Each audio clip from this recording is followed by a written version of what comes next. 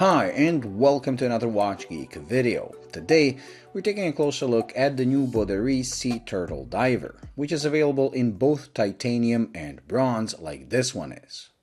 Both versions are some of the most affordable, if not the most affordable options if you want to try these semi-exotic materials. The titanium will set you back $139, while this bronze version is just $20 more, costing $159. The low price had my expectations set pretty low when it comes to overall quality, and kinda made me forgive any possible shortcomings. I see this watch as perfect for someone who never had a bronze watch and would like to try one, but is not yet sure he or she will like the unique properties bronze has, like the color change over time or the green marks it leaves on your wrist. I see it more as a test run before you go out to buy a more expensive bronze watch. For that purpose, it is more than adequate. The size is pretty much perfect for a dive watch with 40.3mm in diameter and 48.2 lug to lug. It even wears nice and low due to 12.3mm of thickness, which is pretty thin compared to many 13+mm divers offered today, while the overall shape and look of the case is a pure copy of the Rolex Submariner, meaning it is not original at all, but on the plus side has a classical and proven design. The watch comes equipped with a very thick leather strap, which doesn't belong on a dive watch, but looks very good with bronze. The strap is soft, supple, and surprisingly handles sweat very well. My other leather strap watches would develop dark areas within a day of wearing in this heat, but this one, despite getting drenched in sweat, still looks pretty clean. I was actually surprised at the level of comfort and quality given the low price of the watch. The crystal is sapphire and gives a clear view of the dial I like much more than I thought I would.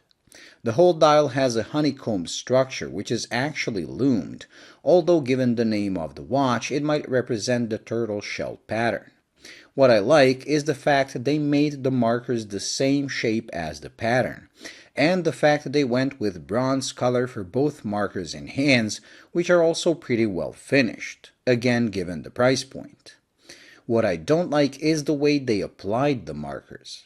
At first, I thought they made some of them crooked, but then I realized they're perfectly symmetrical, with outer ones or upper ones at 12 and 6 slightly bent outwards, and inner ones at 3 and 6 slightly bent inwards. It made me realize they were bent like that on purpose, which I don't understand why, as the watch would have looked better if they made them all sit upright to follow the pattern on the dial. Overall, however, the quality has been great on everything I mentioned so far.